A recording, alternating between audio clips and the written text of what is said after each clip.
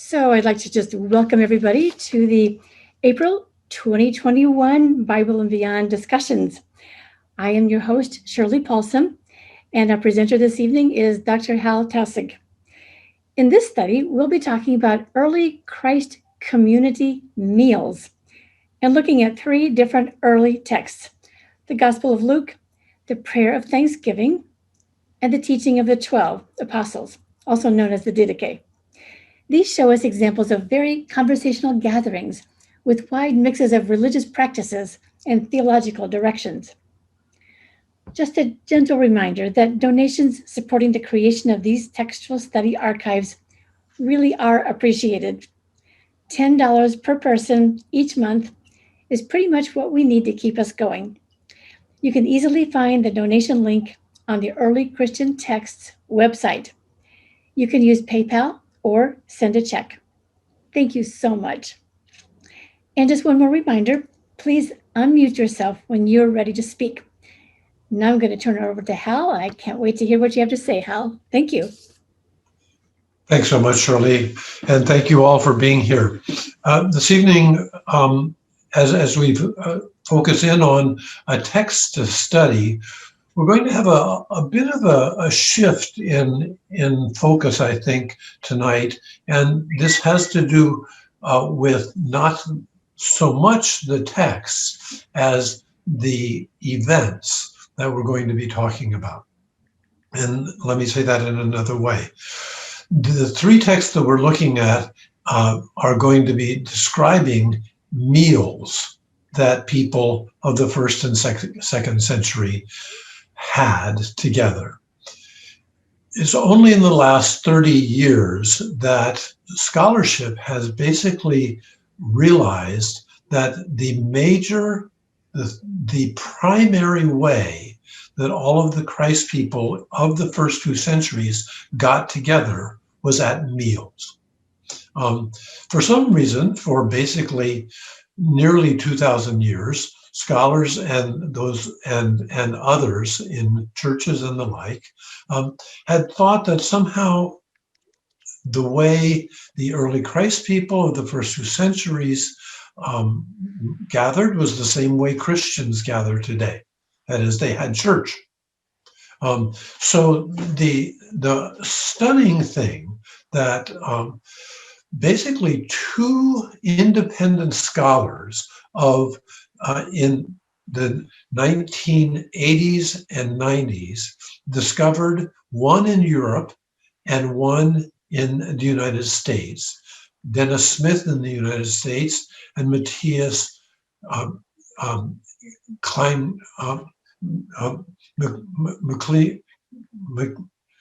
Matthias Klinghardt,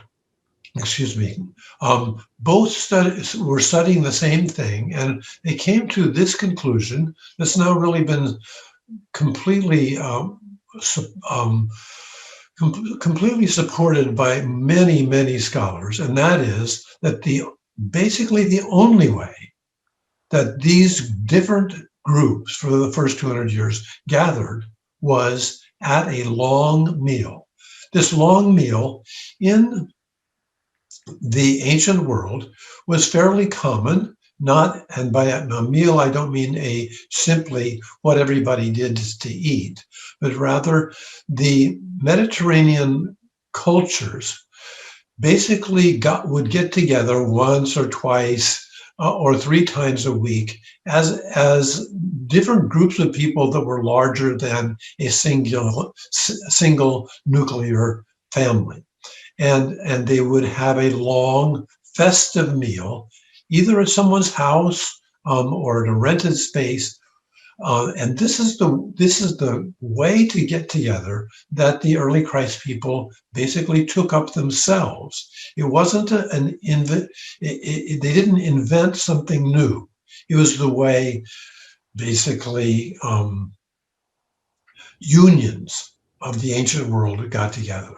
It was the way clubs got together. It was the way larger families got together. Large family meals.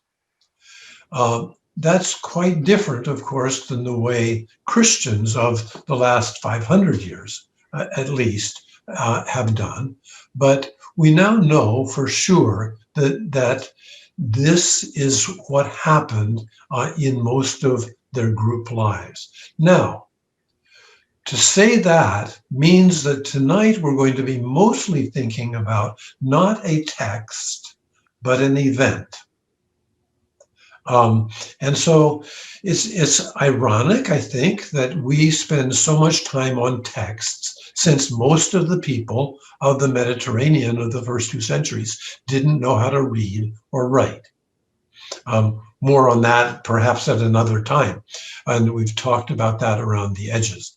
But by and large, when people heard stories or songs or poems in their Christ communities, it was usually because someone else was reading to them or because some people had memorized some of the texts. So this is a big thing for many folks in our day to get their heads around, that those first 200 years were basically large meals together by people who by and large didn't read or write, mainly because most of the people of that time did not. So we're going to look at several texts that basically talk about that, and I'm hoping that we can ask the question as we go through the rest of the evening is, what is the difference if you go to church, if you read texts, or if you mainly have a big meal with lots of discussion, lots of give and take with the groups that you care about and identify with. So we'll come back to that as we go forward. I'm going to ask for our first text to read, and Shirley, if you will help us put on the shared screen, we'll jump into that. And this is called The Teaching of the 12 Apostles. And the Teaching of the 12 Apostles is a text that was found in the mid-19th century. And we think that probably it was written in the first century, probably near the beginning of all of the writings of those texts. We're going to go first to chapter 1 and just look at it here for a bit. This is we have actually, as a study group, we've several times looked at the Didache, or the teaching of the 12 apostles. Didache is a fancy word for people who want to only use Greek. But basically, there are 2 places in this larger book that are concerned with the meals.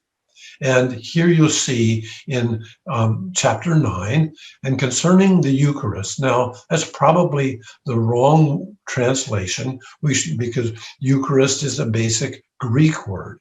This is better translated, we would call it, and concerning the Thanksgiving. And by Thanksgiving, they don't mean what they're saying, but they mean a meal.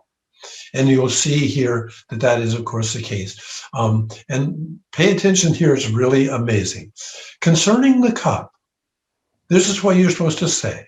We give thanks to you, O Father, for the holy vine of David, your friend, your child, which you did make known to us through Jesus, your child. To you be glory forever. Okay, so that would be what some groups would say while they're eating their meal. And that would be what they say over the cup that they're drinking together. We can talk a little bit more about exactly how these meals occurred in just a moment. But I want to just ask us this question quite quickly. Have you ever heard anyone in your church, if you have a church, hope some of you don't, because Christianity is not the only way, as far as I'm concerned. But at any rate, notice what is said for the meal that these people are talking about. And by the way, this book that we're reading from here, the Teaching of the 12 Apostles, this is meant to be a kind of a handbook for a number of groups. And so this is a proposal that say, let's say this. It looks like a prayer to me, thanking God. Now, one might say throughout most of Christianity, this would not be what you say over the wine you drink as a Christian. So this is could come to us as a surprise. And then the next, and concerning the broken bread, this is what we say.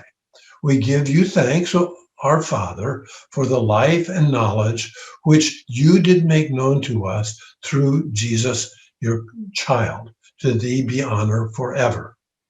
As this broken bread was scattered upon the mountains, but was brought together and became one, so let your church, in quotes, be gathered together from the ends of the earth into your kingdom, for yours is the glory and power through Jesus Christ forever. So that's the end of that prayer about both bread at the meal and wine at the meal.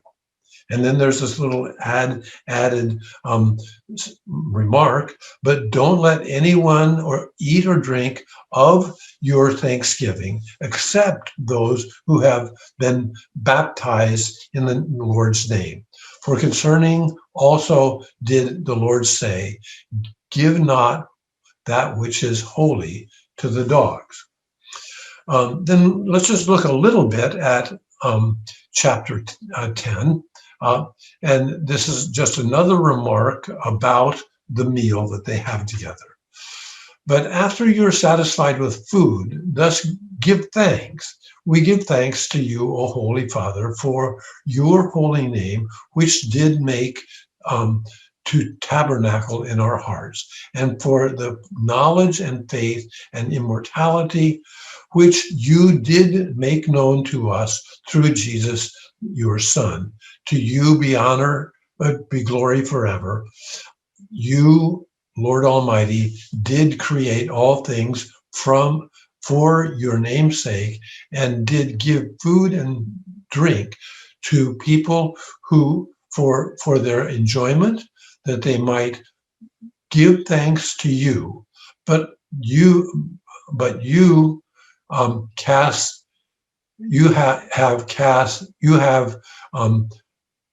blessed with spiritual food and drink and eternal light through your child. Above all, we thank you for that, because you are mighty. To you be honor and glory. Remember, Lord, your church, in quotes, to deliver it from evil and to make it perfect in your love, and gather it together in its holiness from the four winds to your kingdom, which you have prepared for it. For you are the power and the glory forever. Let grace come and let this world pass away. Hosanna to the God of David. If any man be holy, let them come. If anyone not be holy, let them repent. Come, Lord. Amen. Okay, so those are two chapters of the Teaching of the 12 Apostles. You can tell that basically it's a festive meal. You can see that even the prayer to the Lord in chapter 10 says that one of the reasons we're doing this is because it is festive and fun. So let's stop here for a moment and just take a moment to see whether you can buy into this, because basically I told you that all of the Christ people of the first 2 centuries did something like this.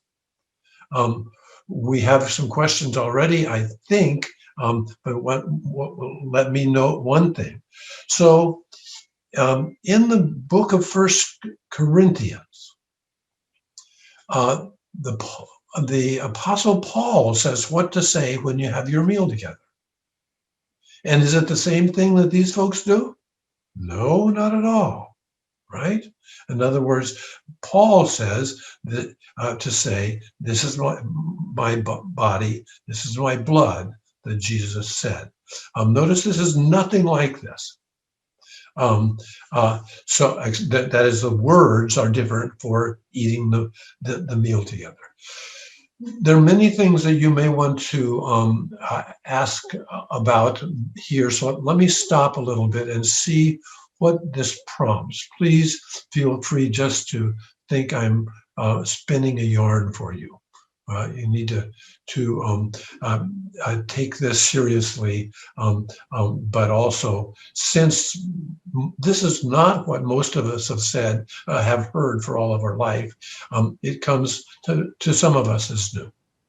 Any thoughts or questions?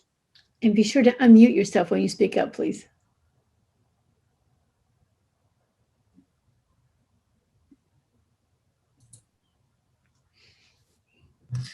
Hal, this is Janice. Hey, Janice. Hi. The very first part of it just makes me think of the Seder meal, and the prayer that the Jews say is so similar, because it says, because it's blessed be the fruit of the vine, something, King of the universe, and so that just reminds me that these people were Jews, Right, So, exactly. Yeah. So that seems really normal to me. Yeah, thank you so much, because that's really, in other words, in the teaching of the 12 apostles, it only mentions Israel. And it uses language of Israel, and it considers that this is Jesus's Israel meal. And of course, that would be natural too, since Jesus is of Israel. So yeah, for sure. I think I'm unmuted. Carol, I was fascinated by the fact that it seemed like that prayer had a lot of similarity to the phrase added at the end of the Lord's Prayer, "For thine is the glory and the power," And actually, I found it rather endearing that they do get together in this way and celebrate God, celebrate Jesus's message, quote the church in the broad sense of those who, follow Christ, the Christ followers. And it is then quite interesting, of course, is that in contrast to what we do in our day, basically this was a common kind of meal with bread and wine that the Union Hall did, or that the people who were in another religious group. So it was a common way of doing that, and we'll talk a little bit more about that. So, for instance, this was usually about a 3-hour meal. They ate for the first hour or so, then they passed around wine and started singing, and raised a cup to a divinity. If you're a Christ person, at that point, you usually raised the cup to Jesus. And everyone was eating and then drinking. And then for the last hour and a half, basically the main thing was talking together and drinking more. Yeah, it's very human, isn't it, Carol? Yeah.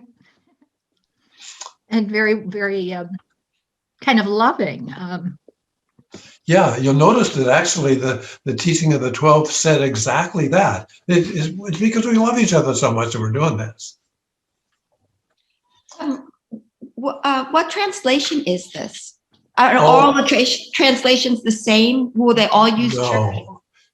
No. The great thing is all the translations are different. So you noticed me stumbling over my words as I was reading it, because the translation that we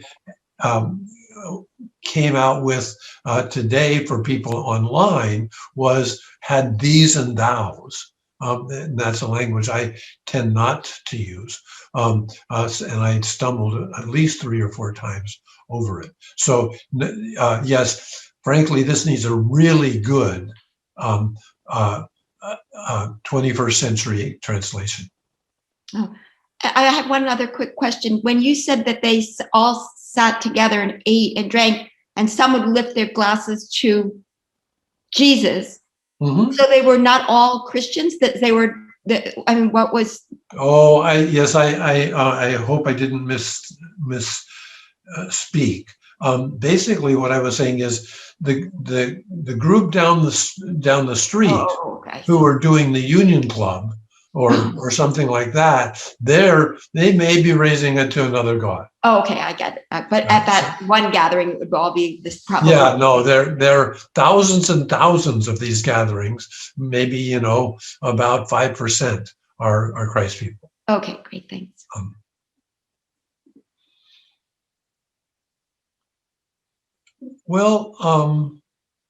Let's go a little bit further, and I'd like in the second text to look at a book from the Nag Hammadi. Some of you who've been working with us know that Nag Hammadi was a group of texts discovered in 1945 from the 1st and 2nd centuries, probably. And one of those texts also has a really interesting and, to a certain extent, quite different text about such a meal. This is in what I call the Nag Hammadi jar, which was found in the desert. I often call that the Jesus jar, because about 50 of those 52 documents were related to Jesus in some way or other. So let's read this quickly. We give thanks to you, every life and every heart. Oh, you know what? Excuse me. I'm going to read something else before. I have skipped the first sentence when we stuck this in. The first actually sentence of this text is about this prayer, and it reads, "This is the prayer they said. We give thanks to you." So in other words, the first line is, this is the prayer that they said at their meal. We give thanks to you, every life and heart stretches toward you. O name untroubled, honored with the name of God, praised with the name of Father. To everyone and everything comes the kindness of the Father and love and desire. And if there is sweet and simple teaching, it gives us mind, word, and knowledge. And mind, that we might understand you, word, that we may interpret you, knowledge, that we may know you. We rejoice and are enlightened by your knowledge. We rejoice that you have taught us about yourself. We rejoice that in the body you have made us divine through your knowledge. The thanksgiving of the human who reaches you is this alone, that we know you. We have known you, O light of mind, O light of life, we have known you. O womb of all that grows, we have known you. O womb pregnant with the nature of the Father, we have known you. O never-ending endurance of the Father who gives birth, we who worship your goodness. We wish one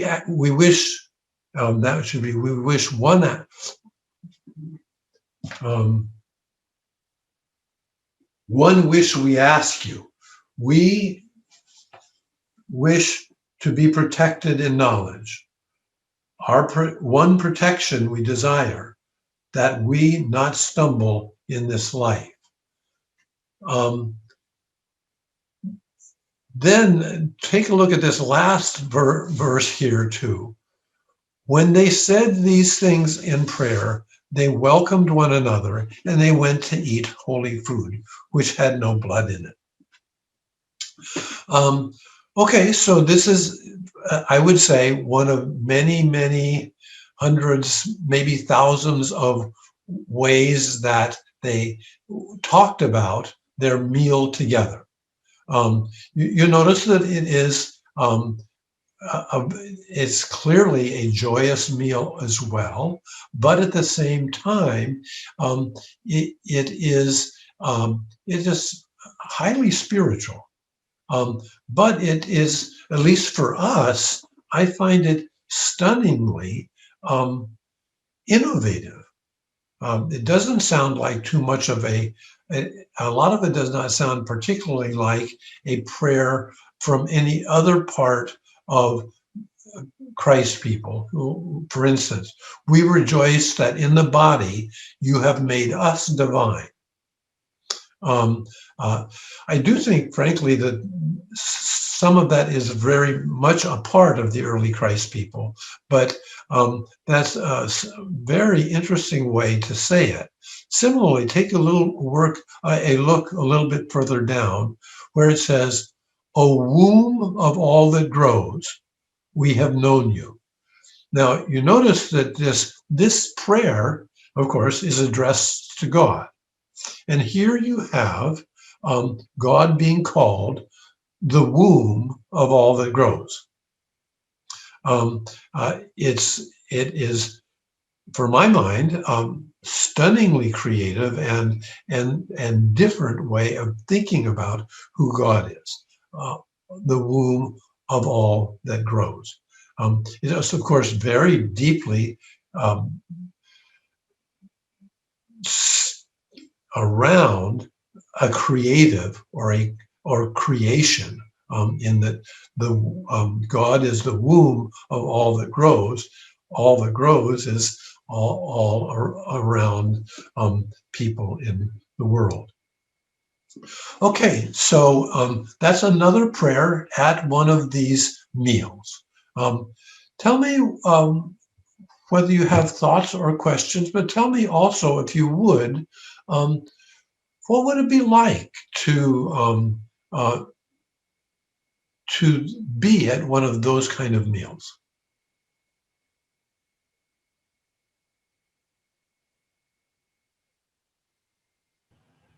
This is Joy.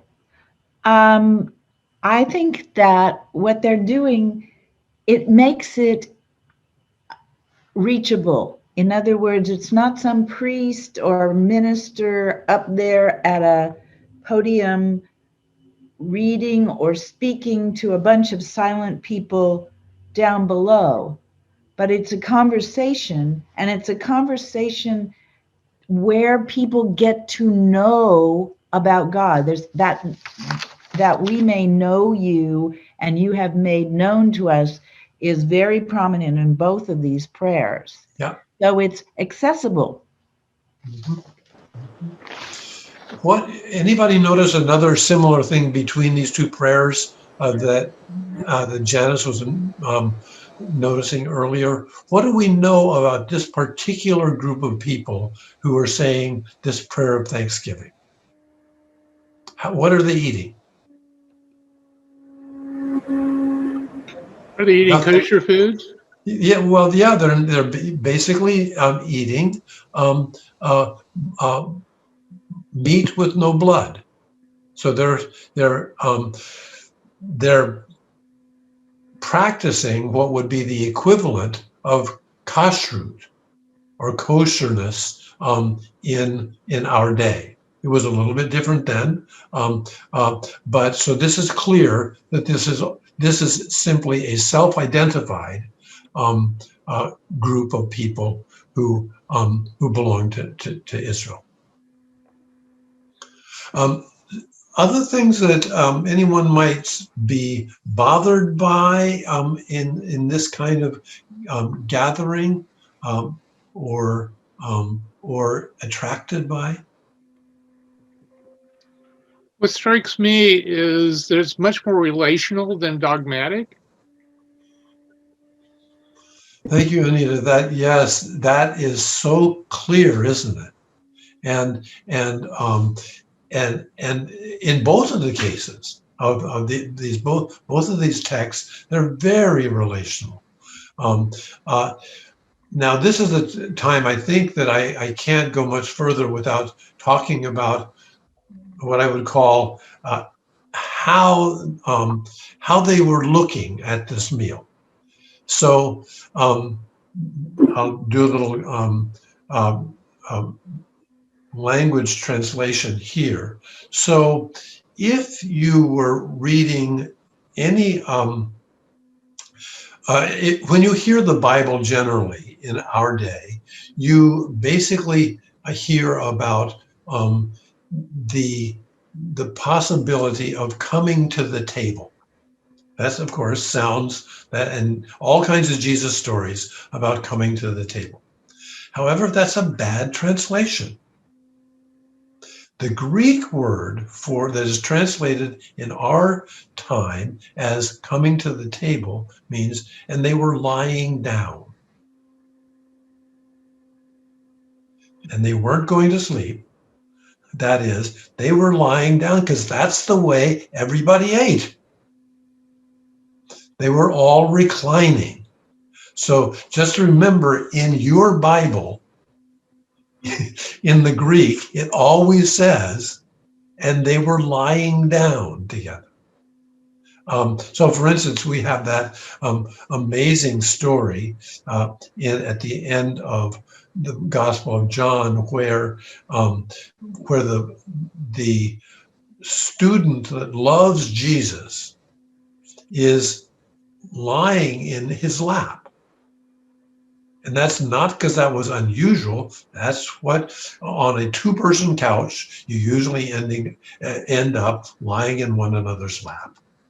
Some of them are one couch and some of them are two couches. Basically, I've never seen archaeologically any three-couch people.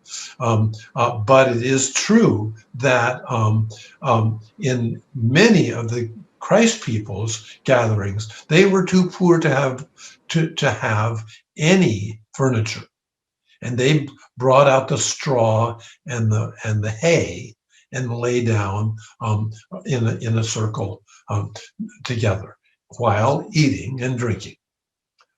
So, in other words, this fits with almost everything you all have said so far. Wouldn't this be so relational? As Anita says, how could it not be relational if you're lying in somebody's lap, drinking food and talking? In other words, here again, I want to call all of us bookheads into challenge, because when you think that the way all of the things that eventually got written down were basically put together was at these long drinking, eating, lying around with each other events.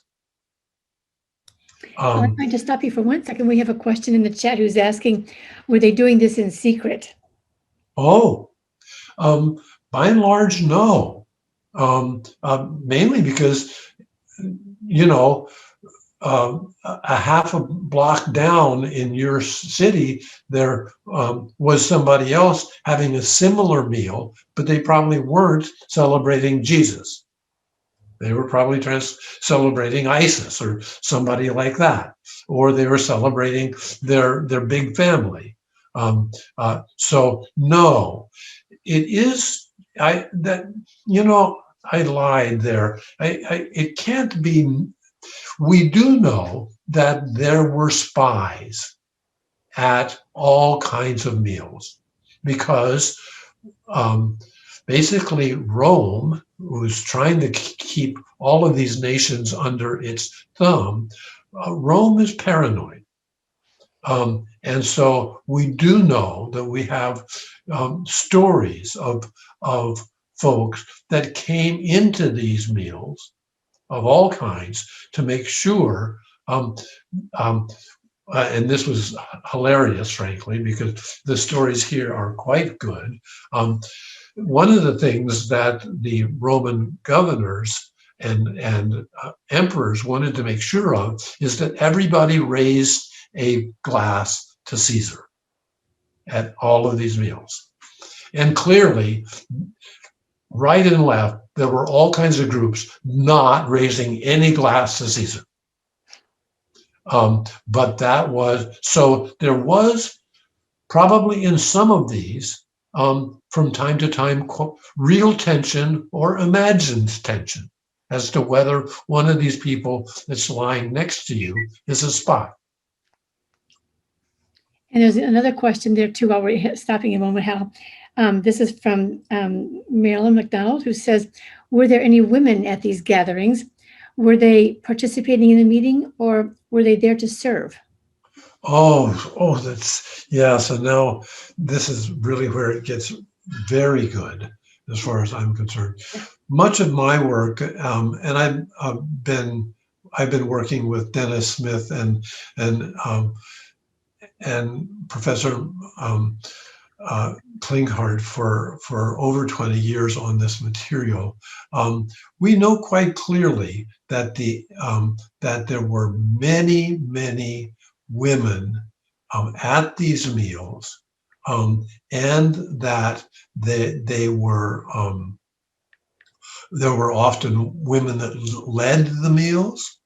We have all kinds of literature that has explicit example of women who are leading these meals. Frankly, none of them are in the Bible,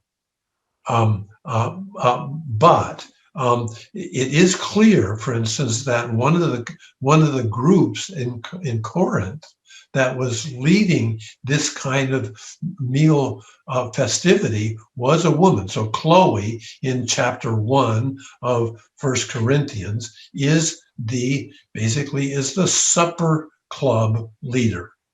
And so we know that happens.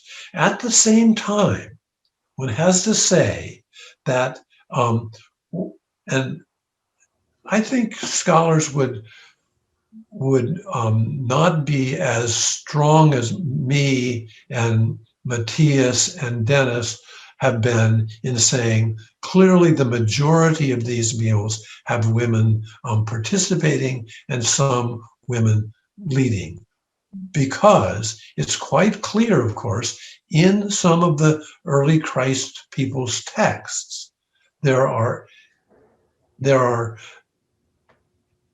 efforts to stop women from talking at the meals. That, of course, means that they were talking. So in 1 Corinthians, the same place where one group is led by a woman, Paul is saying women can't talk at all.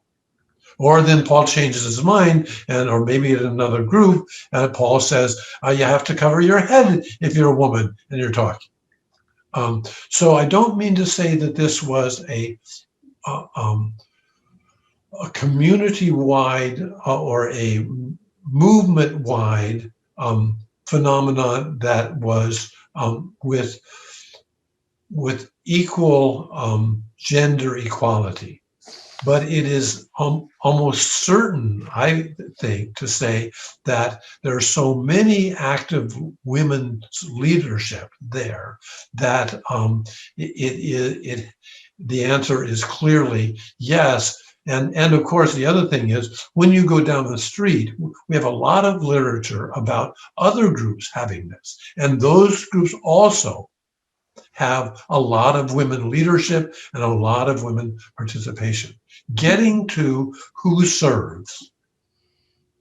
We're still working on that a bit, but I would say that the two things that I notice most about those about who is serving in that is either slaves, enslaved people,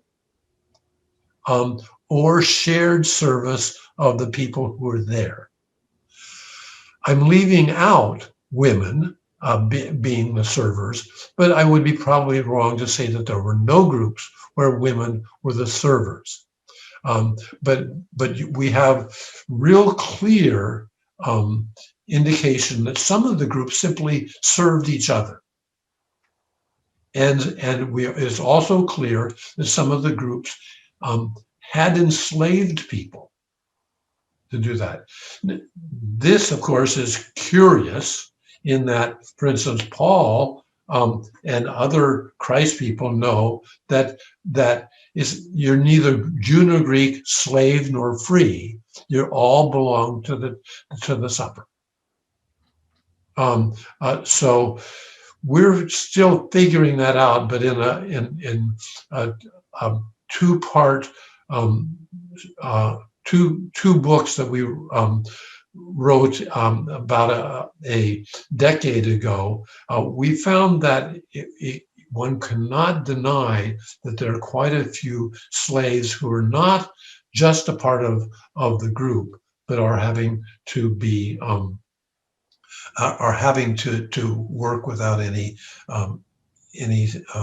remuneration. So that's a mixed bag. But for instance, for those of you who are related to people who say just because Paul says once women aren't talking, doesn't mean that that he wasn't also promoting women talking at meals, and he was promoting women's leadership. At the end of most of Paul's letters, he salutes women leaders. And another related question, Hal, from Anita, she's asking, would the slaves be allowed to participate in the meal? Yes, that's why Paul says neither Jew nor Greek, slave nor free, male nor female, all are one in this main event that we do every week. Yeah, for sure. But again, just like the discrimination against women, discrimination against slaves did occur. And if someone would want to say to me, I think half of all of these meals had slaves serving them, I would not think that's the case, but I wouldn't rule it out.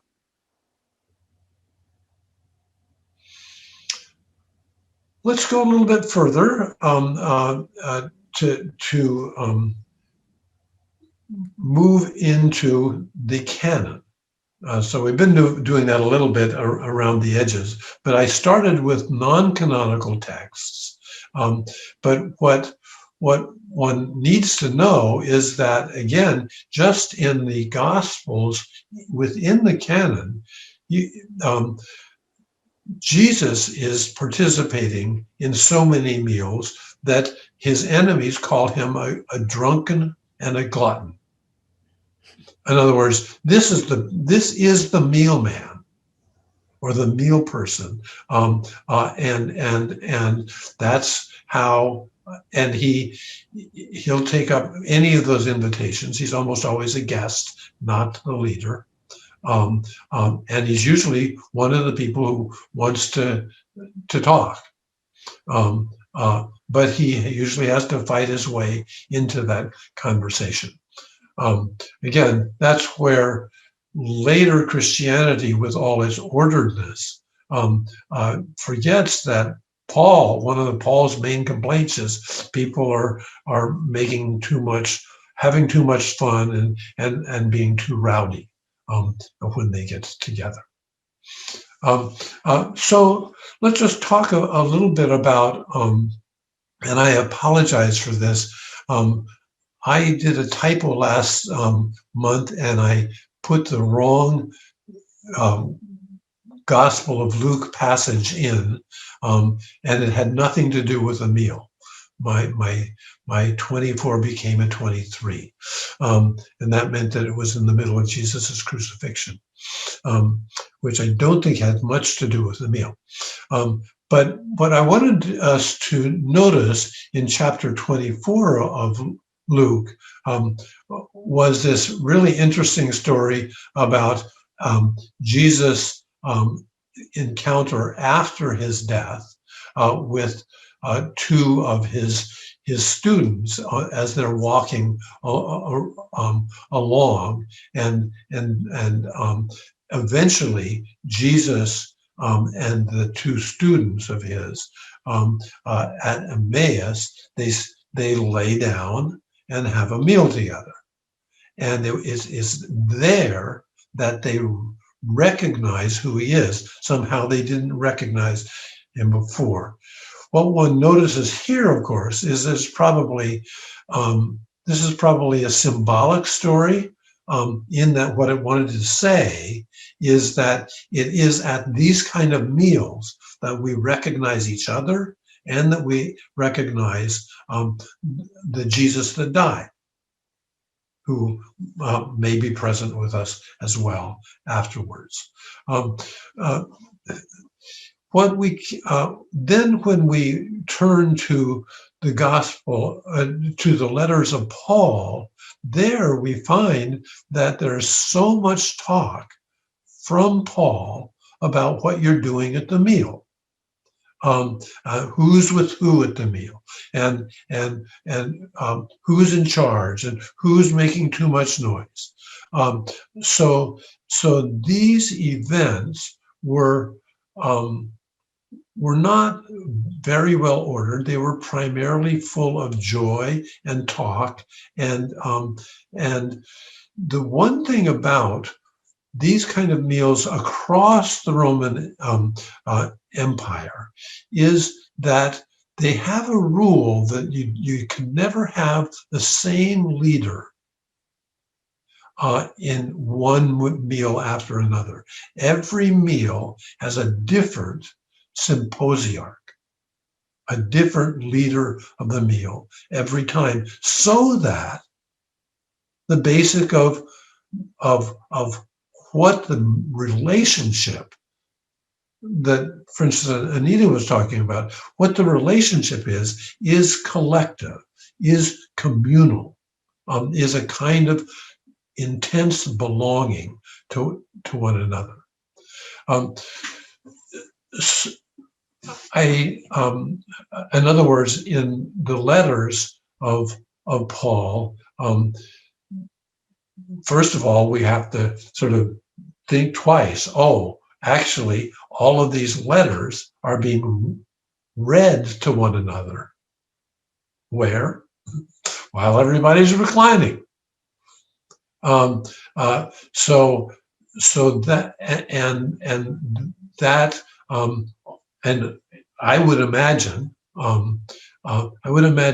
that there are many times in which those kind of meals get along fine without anything read, because it looks like what they do primarily is talk about the character of their lives together.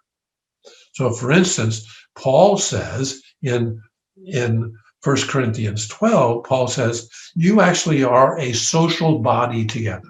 No, he just says, you are a body together. He doesn't mean you all have bodies. He means that the character of your relationship is physicality and spirituality together. So let's ask you all to now think about what's wrong with this approach, or think about what breakthroughs might come if this is in fact the basic character of social life among the Christ people of the first 2 centuries. What are the pluses and minuses?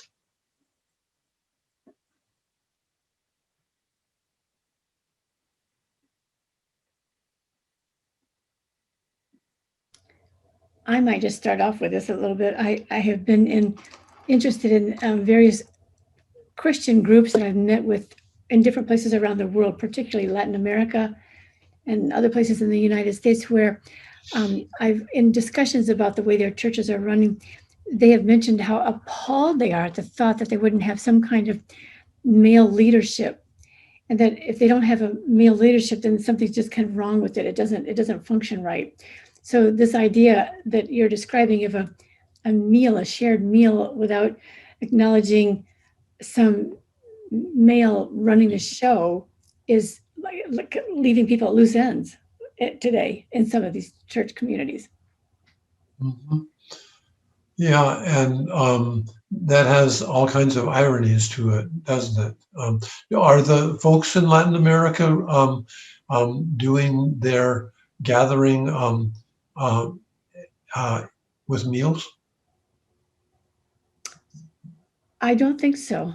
I don't know well enough. I only met them in conversation, and we were just talking about the role of women in their church, and they just thought it was kind of a ridiculous idea to think of women leading their churches. And I asked more about why that was. So they were more interested in telling me about why they felt uncomfortable with the thought of not having a man leading their church for them. Mhm. Mhm. Yeah. Yeah, so that would be two major losses, wouldn't it?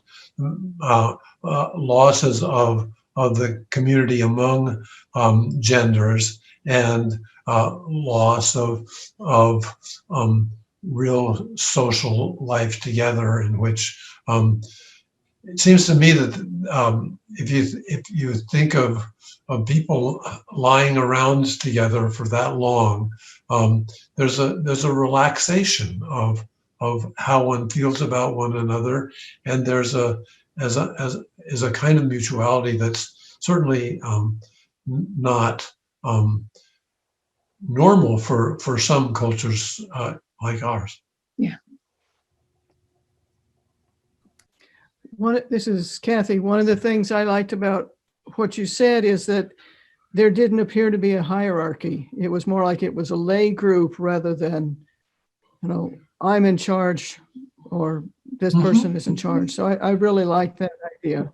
Mm-hmm. Yeah, thank you. And I do want to say that patriarchy is really strong in that time.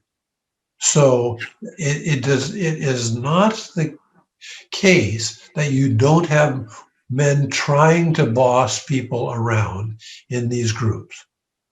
And it is not the case that it's being taken easily. But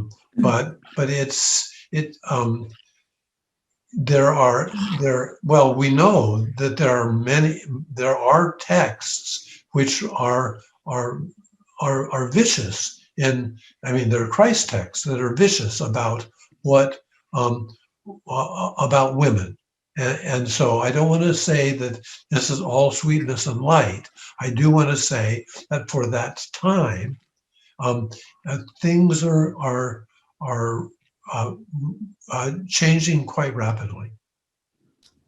Charlene, do you want to ask your question by yourself, or do you want me to ask for you? Okay, you go ahead, Charlene. Can you hear me? Yes, sure, go ahead. My question has to do with at what point in time did this shared communal meal shift to be the center point of what we know today as the focus of the Mass, at least in some traditions, but also as the representation of the crucifixion and resurrection? And so before I jump in there, Charlene, say a little bit more about what you'd like to hear about crucifixion and resurrection. Well, it's obviously today the central part of the Mass, and it evolved over time from this communal gathering where people were able to partake in the way that they were comfortable, and it's no longer the case. Thank you. So let me zip through those. first of all, basically, it looks like around the end of the 2nd century is the first time in which there are some gatherings that are not meal-based, and that has primarily to do with too many people. In other words, if you look at the buildings and the houses of that day, some of them don't even have dining rooms. So I'm quite sure that many of these impromptu meals that they only have one room or 2 rooms that are a third the size of buildings in our time. So the main reason for a shift has to do with more people. And so the first thing that happens in the late 2nd century and the early 3rd century is that there's so many meal groups that would like to spend some time together in larger groups. And those groups then are invited to have a meal or a mini meal, I guess I would say, in the morning. And there they basically have bread and wine and some other kind of snacks, I would say. And so that's the first breakdown in everybody just going to these meals. But for most of the 3rd century, if you go to the morning meeting with the mini meal, they always make a point that what is most important is for you to go to your own meal in the evening and have a real meal. But by the end of the 3rd century, one of the main things going on has to do with too many people are joining these groups. And they are then having to find different kind of spaces. And the only way that people of that time knew how to meet, to have meals was to lie down. And in relatively small spaces. So that's the primary thing that happens. By the middle of the 4th century, you have not many meal groups left. Now, and thanks so much for thinking about this in contrast to the meals of our day and I would say in both Catholicism and Protestantism, in which you get a tiny little piece to eat and a tiny little bit to drink. So for me, the message there is the thing that mattered to people for those first 2 centuries have been made micro in their amounts. But the question about death and resurrection, I think, is much different. I would say that most of these meal groups don't look like Protestants and Catholics of our time, in which there's this very formal way of thinking about Jesus's death and resurrection. But Jesus's death and resurrection for the meal people was a big deal. Matter of fact, that's what they quite quickly say. Remember, Jesus was the meal guy, and his life was based around so much of this life together at meals, and his resurrection, however one wants to think about that is coming to life again, and so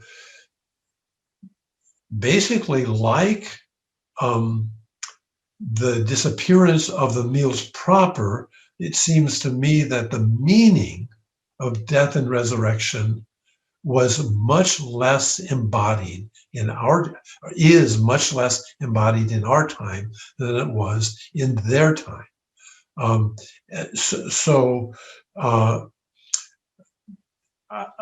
Again, it feels to me like there's a lot of self-critique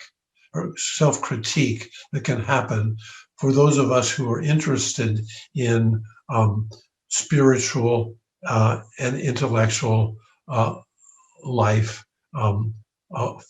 full of hope. How can you believe it's 8 o'clock already? 9 o'clock your time?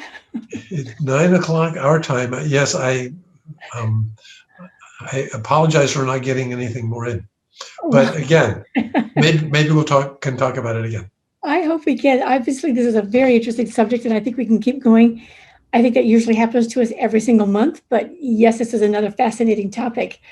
So I hate to cut you off, but I want to make sure you all know that you can come and join us on the archive and listen to it again if you didn't feel like you got everything in there. You can also ask Hal questions by leaving questions on the Facebook group, Early Christian Text Conversations. So we look forward to hearing from you there. Before I sign off, Hal, let me ask you, do you have any words about next month, what you think we ought to be looking forward to? I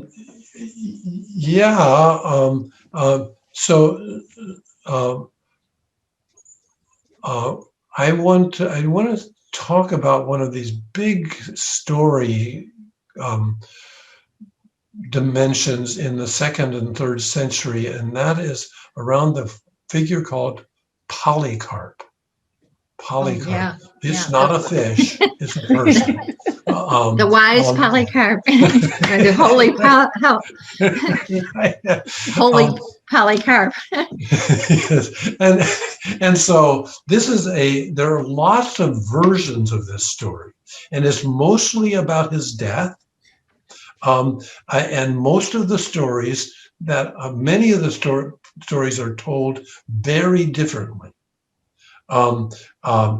So for instance, in some traditions of Polycarp, and Polycarp also is an old guy who has been a leader in a Christ community for his whole life, and then the Romans get him. Some traditions have it that he's trying to hide from the Romans. He doesn't want to be a hero. Others is that he invites them to a meal together so that they can talk about it. And he ends up getting killed. This is a story of he's one of the most famous martyrs of the early Christ people in the 2nd century. And Shirley, you wanted me to say which text to read, and I want us to come with. I just want to say, look up the martyrdom of Polycarp, and start reading the ones that you like or hate. Yes, but Shirley, you may have a better. I apologize for not being. There are so many different ones that I'd like us to hear from different people if we can. All right, well, we'll give it a try. This was the April 2021 Bible and Beyond Monday Textual Studies discussion with the Gospel of Luke, which we kind of got into, the Didache and the prayer of thanksgiving. It began with a meal. This session was led by Dr. Hal Taussig. Once a month from 8 to 9 p.m. on Eastern Time, Monday nights, generally the 4th of the month, we provide a discussion of one of the early Christian texts or more. Dr. Hal Taussig leads these sessions, sharing a well-framed overview of the particular text or texts, and allowing participants time to ask questions and share their insights. So thank you again for those of you who've been trying to donate. We do appreciate these because they help us keep going. Some of you may not know that we also provide an archive of all of these events. And I think we're going to start even recording in video So those should be still available to you on our website and also on YouTube. I think that's about it for this month, and we look forward to seeing you next month. I'm going to leave this chat on for a little longer if you want to check on that link. Thanks so much, everybody. It's been great to see you again. Bye. Bye.